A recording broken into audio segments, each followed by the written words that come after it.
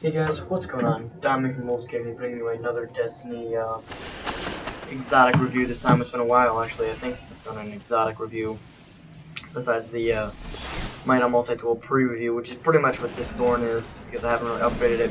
I've had this for a while now. I just don't really like to use Thorn, but I mean I've been kind of getting in hand cannons a little bit more for PvP, and thought I might as well bring it into PvP just to see what it's like here.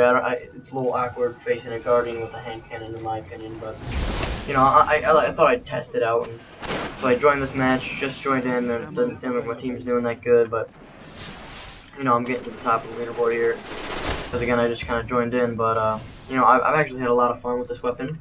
I think every review that I've done, or recon that I've been reviewing lately has had a good impression on me, and I've pretty much had a good review on every single weapon that I reviewed. I think the only bad review was the No Land Beyond. That's just a terrible weapon. Don't get that. Yeah. So this weapon had a buff a long time ago, and ever since then it kind of has been used a lot more than it was before. Because you know, I mean, it just had a really low magazine size, and the reload speed was terrible. The rate of fire was actually pretty bad too, in my opinion. But you know, yeah, I mean, I don't really like using exotic hand cannon or exotic primary, just because I don't know, I just don't like using exotic primaries. It's just a little too weird, because then I can't have my icebreaker, and once I get Gallowhorn, then my Gallowhorn, because I really want that. But Zero doesn't seem to sell it. Hopefully he sells it tomorrow. This actually might be put out tomorrow. But yeah, I mean, this weapon definitely has had a pretty good buff to it. And as you can see, I'm not really doing that good this game because I just don't like using hand cannons at especially this map, because it's a smaller map. So shotguns are definitely ruling Crucible right now. They're getting a nerf though, which is pretty good. Getting off topic here though. You know, I mean, this weapon, I don't know how to put it. It's good, but it's not good. I mean, you can't really kill people that fast. My legendary one, actually, I think kills people a little bit faster in the Crucible than this.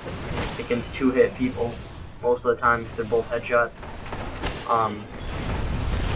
This is pretty much a 3-hit, so it's a little bit different than my legendary, which is what I normally use for PvE and PvP if I do bring a hand cannon into PvP. I like to go with either an auto rifle or a scout rifle, just because. But I mean, they definitely have to buff this thing again, because it's still falling behind a little bit. I mean, again, this isn't really upgraded at all. I think I have like 1 or 2 perks on it in total, but I mean, still, the Hawk Moon can like 2-hit people, even without any, like, a single perk at all. I don't have it, but you know, I watch videos of it because, of course, I'm on the PS4 and PS3. But I mean, it's definitely a good weapon. It's very hard to get. I hated the bounty for this. I absolutely hated it. It was especially the 500 kills with the Void. I didn't have a single Void weapon, so I had to use a green fusion rifle that I found on the floor while patrolling. That's what I had to use. And the fusion rifle didn't even one-hit people. I had to 2-hit them, so I wasn't really doing really good. It took me about 3 days to get it. 3 days. My friend did it in like 4 matches. He was all Void there. But I mean, if you don't have a Void weapon, then you're pretty much screwed. I mean, it is like impossible almost with any other weapon, pretty much. So I don't know if this weapon is worth that hassle.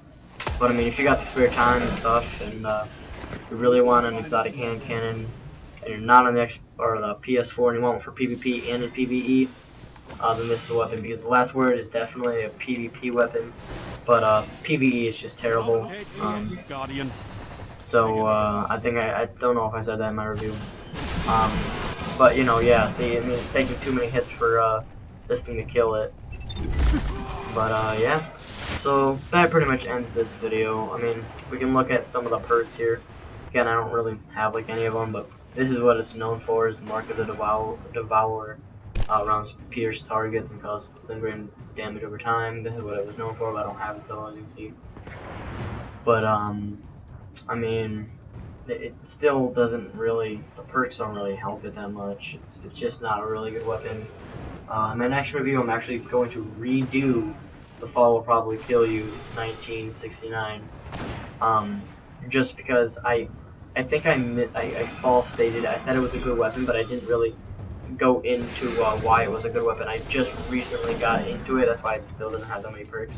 But I'm gonna start leveling it up again and stuff. So that's probably what I'll do in a few days, maybe. I don't know.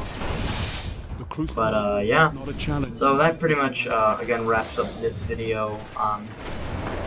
If you enjoyed, please leave a like and subscribe, and I will see you guys in the next